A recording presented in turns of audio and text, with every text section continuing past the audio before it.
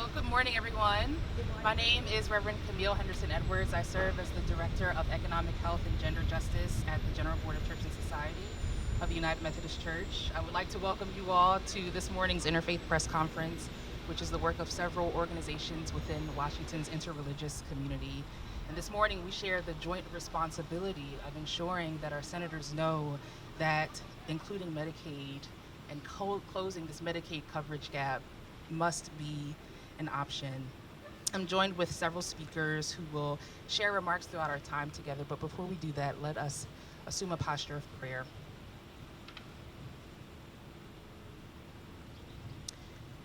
To the one who is gracious, to the one who is holy, God, we give you thanks for this day. God, we thank you to this moment to which you have called all who are gathered here. God, it is in this moment that we invoke your spirit, that you would hear our fervent cries for justice, for equity, and for action. God, we lament for our brothers, our sisters, our siblings who are living on the margins. We lament for the 2 million people who remain without access to adequate health care in this nation. God, we lament for the mothers who have put their lives on the line to bring forth life in spaces that do not prioritize their survival. God, press upon our hearts those manifestations of racism. May we expose the inequitable conditions and unjust realities of what it means to be Black in this country. Press upon our hearts those systems that exacerbate conditions of poverty. May we commit ourselves to the collective pursuit of economic justice. Press upon our hearts concern for your creation. May we be better stewards and redirect our actions towards sustaining this planet. God, press upon our hearts the urgency of now.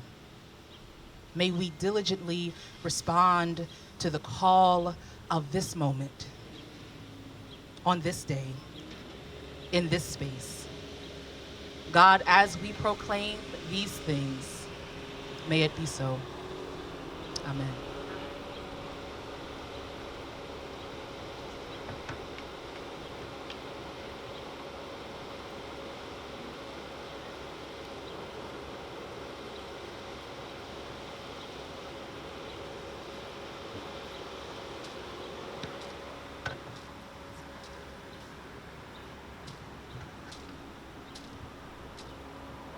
Hello, everyone. Thank you so much for having me. It's an honor to be here with all of these leaders.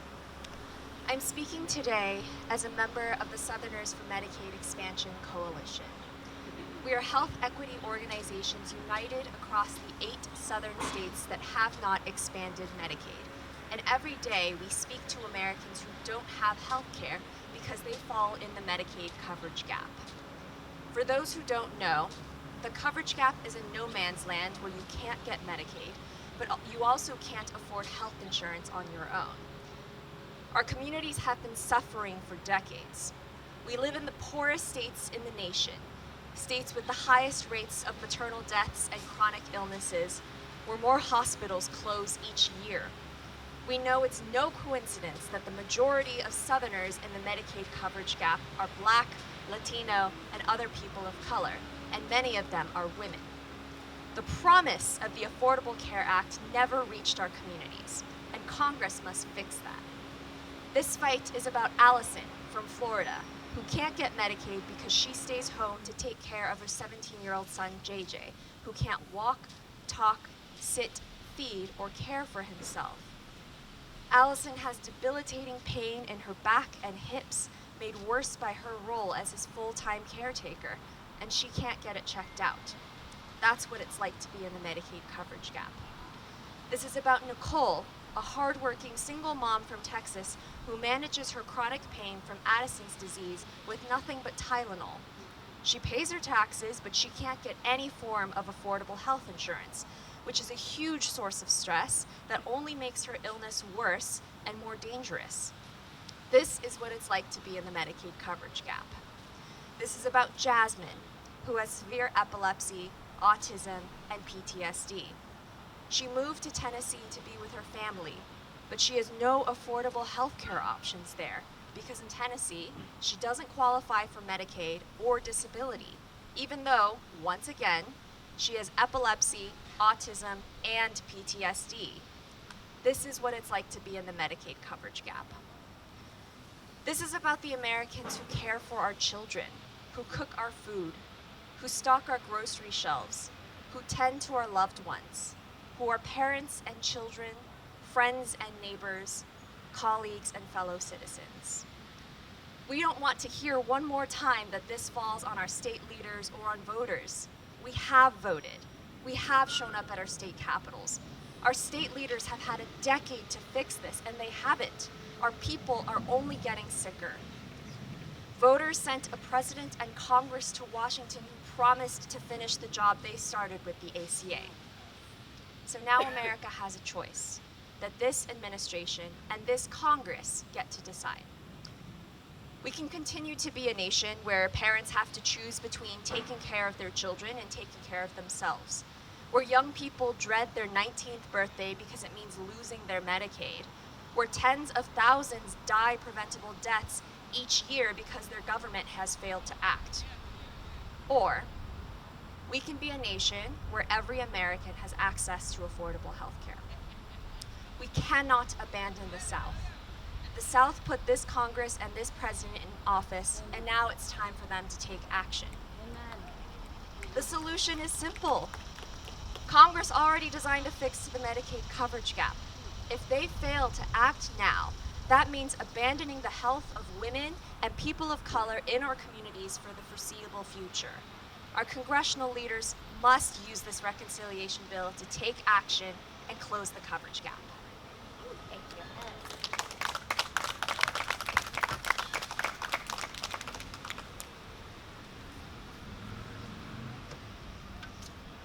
Good morning. Good morning.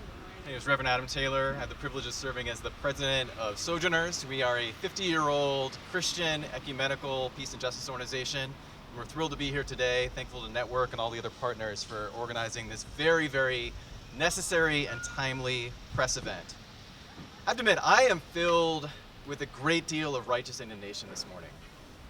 Due to opposition from Republicans in the Senate and the duplicitous whims of Senator Manchin, we have been on a long and painful road toward a reconciliation bill that has been whittled down from a comprehensive agenda that would have addressed so many of the most crushing needs impacting American families and individuals, to now only a narrow focus on the most bare healthcare necessities. Today, we must lament that universal access to childcare and pre-K have been taken off the table. We must lament that paid family medical leave has become a dream deferred. We must lament that millions of children have been thrown back into the quicksands of poverty because child tax credits expired. We must lament that clean energy incentives that would have helped us mitigate the impacts, the devastating impacts of climate change, were stripped out of this bill. We must lament that so many provisions that would have helped us build a care economy to enable every family and individual to thrive in this nation have been sacrificed at the altar of political compromise and due to a lack of political courage and imagination. As people of faith, we believe that God commands us to love our neighbors and to be our siblings' keeper. Affirming the Imago Dei, the image of God in all people, means treating their needs as holy. And as such, we believe that access to quality health care is not a privilege.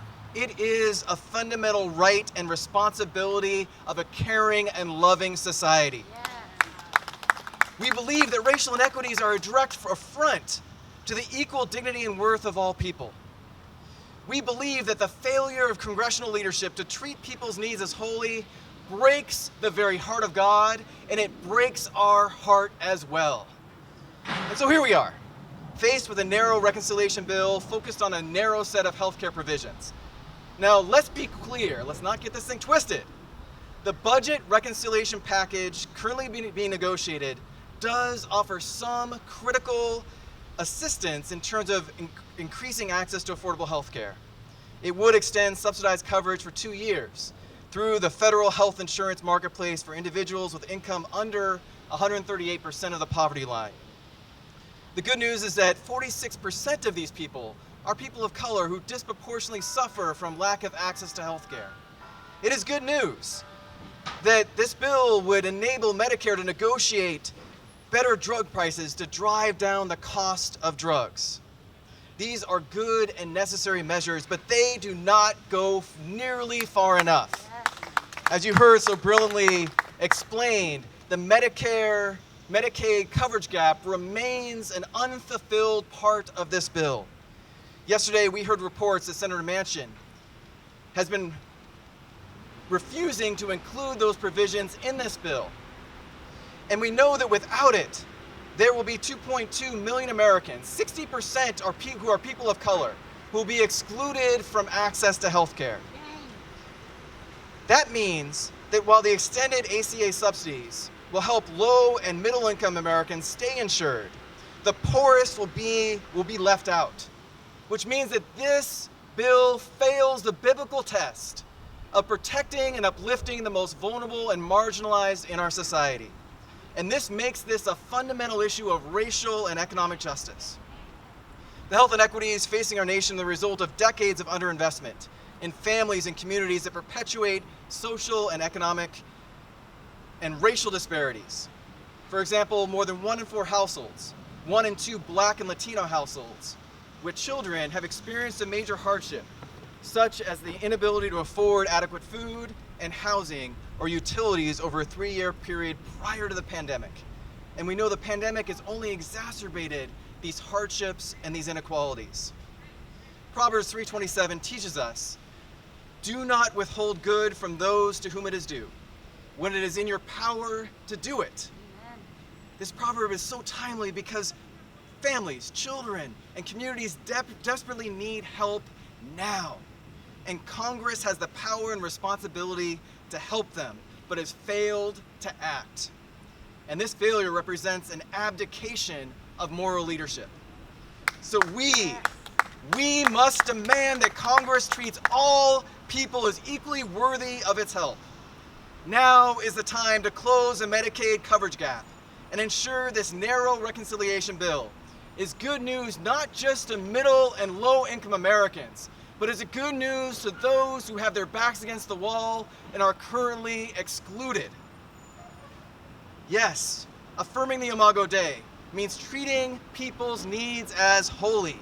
And this requires that we continue to call on Congress to expand access to quality and affordable health care until all in this land have access and everyone's needs are treated as holy.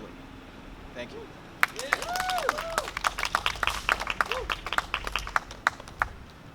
I'm Brother Ryan Roberts. I serve on the justice team of the Sisters of Mercy of the Americas, and I'm a friar in the Order of Lutheran Franciscans. I'm here to lament the loss of the climate legislation portion of Build Back Better. I lament that we had an opportunity and it appears dead. Now, as a person of faith, I don't believe that anything good stays dead. But for the immediate future, our work seems to have fallen flat. We have hope, but it is farther into the future. The climate portions leave us to deal with a number of consequences of climate change. Devastating heat waves will continue into the future. Heat waves are the largest source of weather-related death. And we see that they are continuing in nations that have heretofore seemed to be exempt from their damages. Wildfires have and will continue to become more common and harder to get under control. These lead to the loss of human and animal life, destroy natural resources that both could be stewarded sustainably but also simply enjoyed. and they devastate communities and individual families. My friend Dave lost his house in California over 5 years ago, and only just now was able to find a place to live outside of his parents' home. Our severity of storms will continue to increase, bringing more flood and wind damage around the globe. I lament that we no longer have the chance to deal with things like drought, which will exacerbate the fragility of our global food supply. We see the effects of this right now, as demonstrated by Russia's war in Ukraine and the resultant hunger and famine that are at risk of spreading further around the world. Oceans continue to rise, and they literally consume the coastline of places all around the world, especially in less wealthy majority world nations. I lament that we will not be dealing with the loss of species that depend on ice flows at the poles and reliable seasonal currents and ocean circulations. I lament that we will not put resources into harvesting natural resources like the sun, the wind, and the tides on the scale that are needed. I lament that we are not caring for the concentrated effects of climate change in our own nation, especially those effects on Black, Indigenous, Latine, and other people of color communities, because of the location of our polluting industries, like mining and manufacturing. I lament that the climate portions don't seem to have a future this year, but I stand in solidarity and demand that Congress close the Medicaid Coverage Gap. I stand in solidarity with those in our nation who suffer without adequate medical care because of this gap. In Congress, you can do something about it. I'll now hand the microphone to Bridget Moix, General Secretary of the Friends Committee on National Legislation. Thank you so much. Good morning, friends. I'm Bridget with FCNL, a Quaker organization here in Washington that's the oldest registered religious lobby. What does that mean? It means we've been lobbying Congress to build a more just and peaceful world for a while. We see how the system works. We know when it works well, and occasionally it does. And we know when it fails. And I am here to lament this deep failure of our Congress and system. I want to grieve with the families and the children who've been waiting for months, almost a year at this point, for action from Congress for basic human needs. I want to cry out to divine spirit in our collective pain at the suffering and injustice that we see and feel. And I invite you to cry out and lament with me. Quakers are known for being quiet, so join me, please.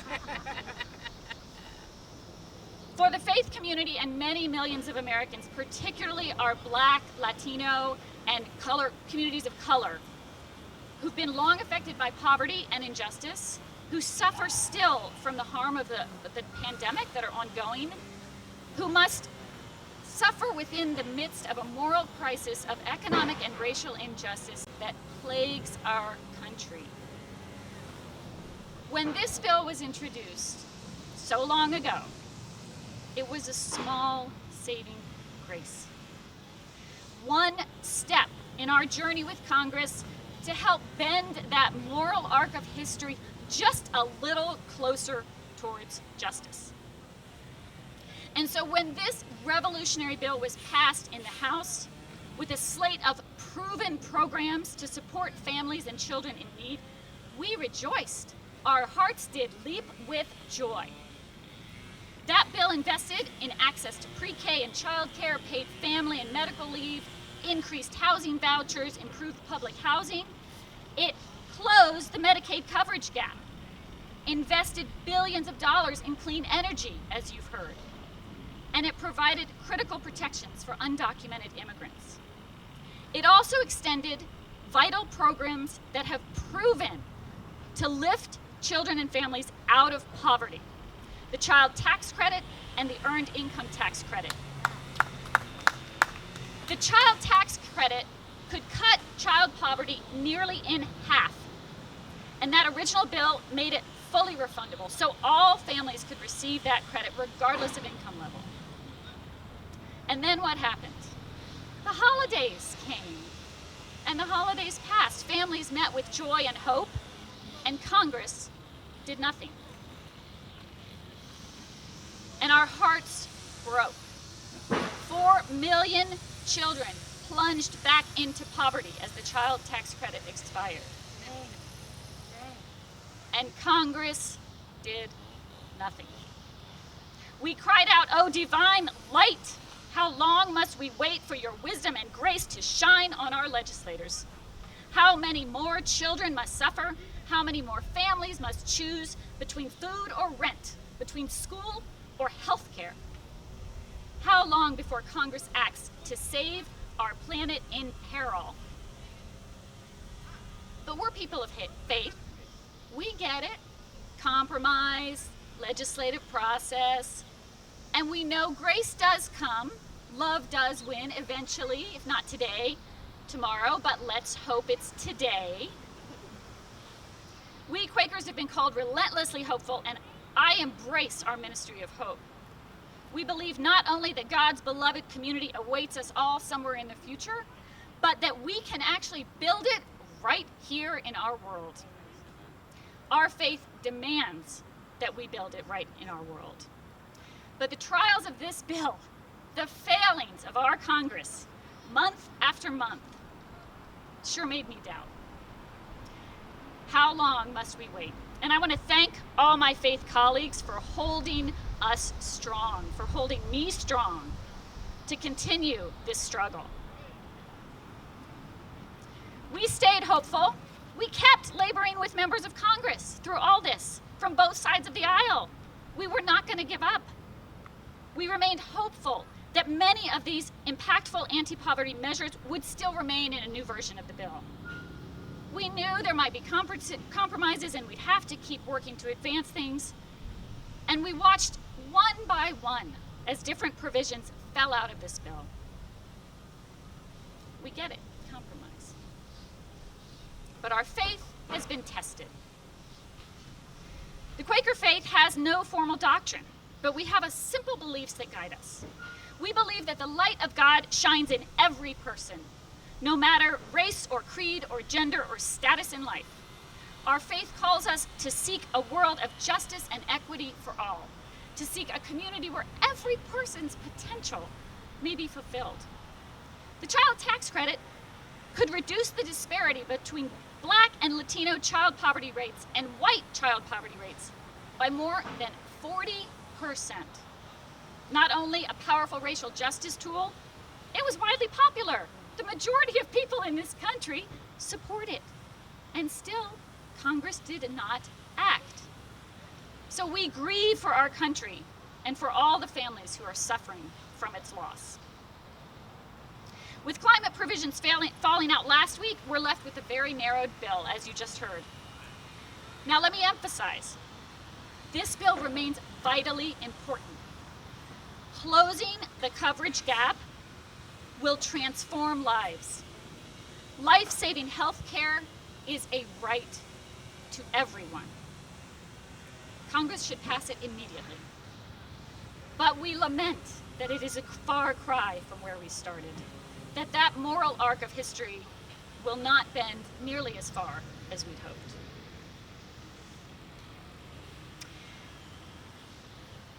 I also lament what could have been, because we've seen Congress act during this same time with speed and resolution to move billions of dollars in response to the war in Ukraine. Seeing people suffering motivated them. It touched their hearts.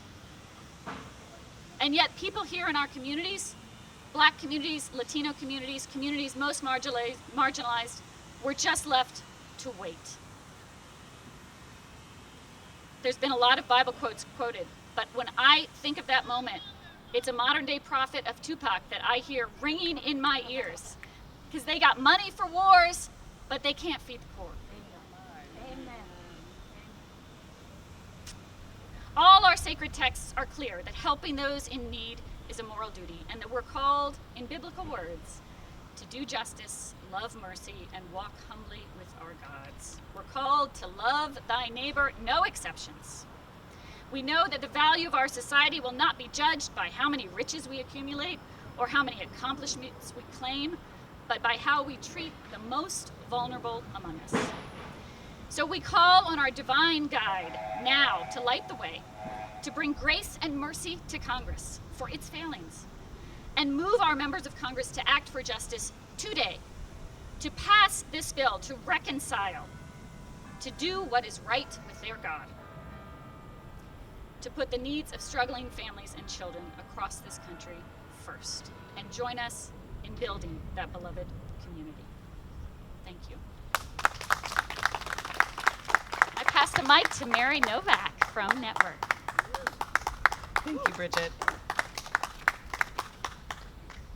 So my name is Mary Novak, and I have the privilege of serving currently as the Executive Director of Network Lobby for Catholic Social Justice.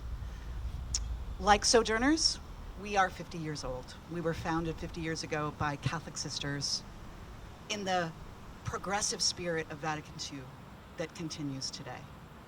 And we want to thank here, as we have all year, FCNL for training us how to be lobbyists and to work on the Hill.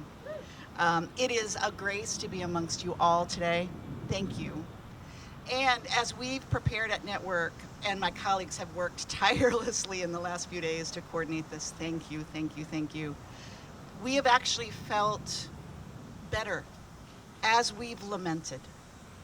The spiritual tradition of lament is so, so important. So let me pull back a little bit from what Bridget was talking about and remind us how we started. The Biden administration's original Build Back Better package was designed to close tax loopholes and giveaways to corporations and the super rich, and to invest in all the transformative policies that you have been hearing about today, and begin to reverse the 40 years of trickle-down tax cuts, right? To give us a way to pay for this. If the corporations and the super wealthy were required to finally pay their fair share, we would have been able to help working families afford health care, child care, housing, and more that you've all heard about today. These investments are particularly important for our Black and brown communities who have suffered from systemic disinvestment as a result of our racist policies for centuries. But the transformative plan is not the package Congress is gearing up to pass. We know that. That is why we are here, lamenting, as you've heard already, the opportunities to build anew that our elected officials abandoned when they prioritized the super rich and corporations over all of us and over the planet. We lament the missed opportunity to pass policies to ensure that the wealthy corporations pay their fair share and contribute to the common good. And without the tax reforms passed in the House's Build Back Better legislation last year, which we were so excited about, as Bridget described, we will not be able to fix the problems of the 2017 Republican tax laws or recover any of its costs to make new investments in our shared future. Our current tax system is riddled with loopholes and tax shelters that reward white wealth. In our system, the rich get richer while the racial wealth gap continues to grow. And our senators had the opportunity to make this system more just by simply setting a 15% minimum tax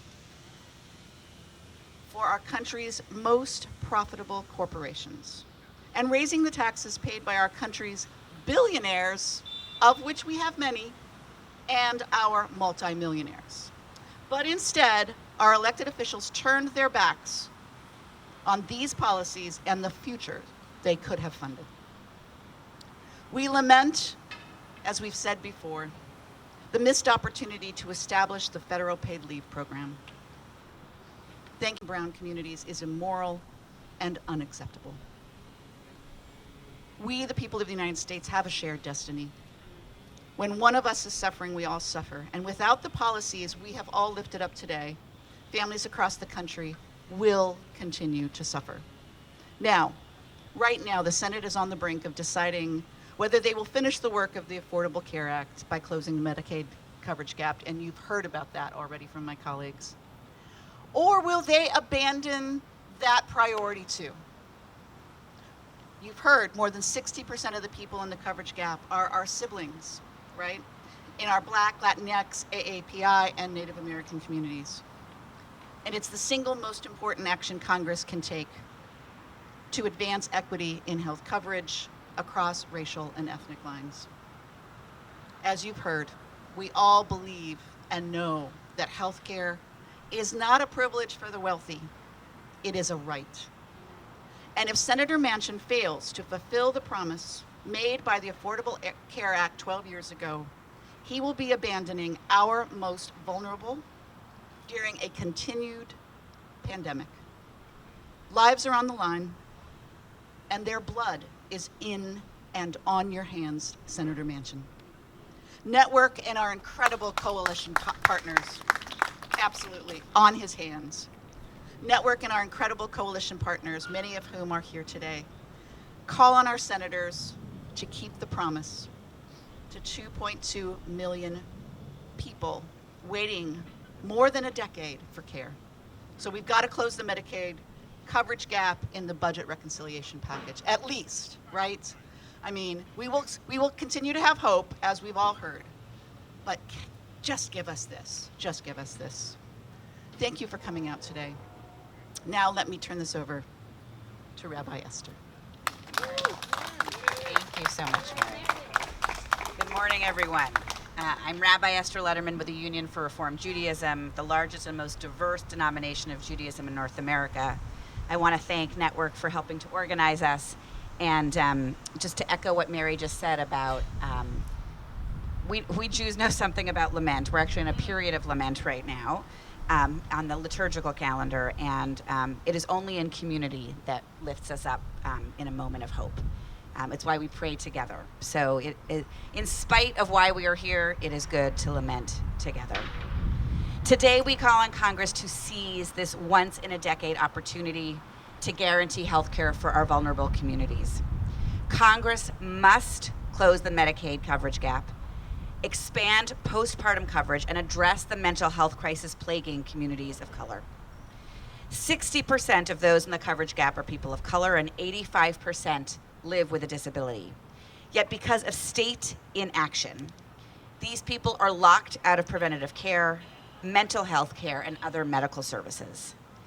Nobody should be denied health care simply because of where they live.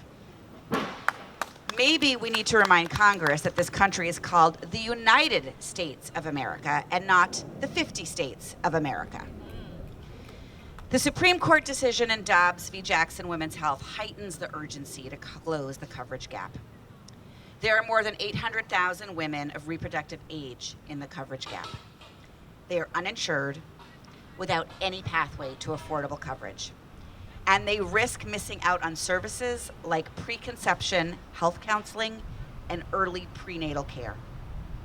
To be clear, the Reform Jewish movement does not believe preconception health counseling, early prenatal care, and postpartum coverage are substitutes for abortion care. Women and people who can become pregnant will be harmed by state abortion bans. But in this moment when the Supreme Court has placed the lives of millions of pregnant people at risk, Congress must act. Failure to expand comprehensive coverage to people of reproductive age risks the lives of mothers and children and is morally bankrupt. Congress must also guarantee 12 months of postpartum coverage for those enrolled in Medicaid. Federal law limits state Medicaid to provide only 2 months of postpartum coverage. This is not nearly enough. I know. I've had 2 babies myself, and I needed care way past those 60 days. Continuous postpartum care is critical for detecting postpartum depression, birth-related complications, and other chronic health conditions within the first year. More broadly, Congress must address the maternal health crisis. Black mothers in the United States are 3 to 4 times more likely to die from pregnancy-related complications than white women. It's shameful. When I think of that statistic, it's shameful. Hispanic, Native American, and AAPI mothers experience disproportionate mortality rates as well. Addressing maternal mortality and morbidity requires attention to people's health before, during, and after pregnancies, and therefore Congress must pass the Black Maternal Health Momnibus Act in the Reconciliation Bill. Judaism is extremely clear about our obligation to ensure health care for all people. The great scholar Maimonides placed health care first on his list of the 10 most important communal services a city must offer its residents if the city is to be found worthy for a great scholar to live there. First on the list.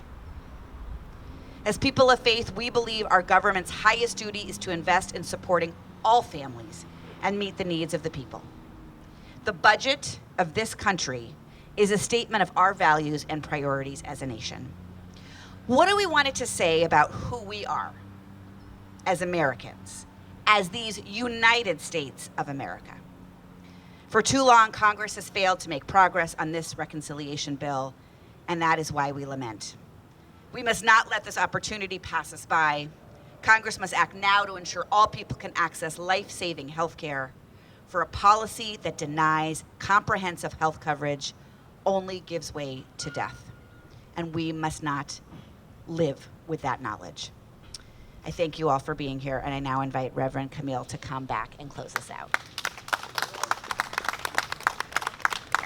And we thank all of our speakers who have proclaimed and have given witness boldly this morning. And to those who are joining us via live stream, online, in the universe, and to those who are gathered here, we want to say thank you. As I was listening to the different reflections, I was reminded of a freedom song that was often sung during civil rights marches by a group that you may know, Sweet Honey in the Rock. And it says that we who believe in freedom cannot rest until it comes. So we who believe in adequate access to health care, we who believe in the rights of women, we who believe in achieving or addressing racial injustice, we cannot rest until it comes. We know that Congress, that our senators have the power right now, today, in this moment, to access change, to effect change. And so our prayer is that they do. To that extent, Network has planned a time of action requesting that you take time to call your senators, demanding that they act now to close the Medicaid coverage gap. And by doing so, you may call 888-436-6478. That's 888-436-6478. Thank you to everyone who has gathered, and may you continue to take care of yourselves and each other. Amen.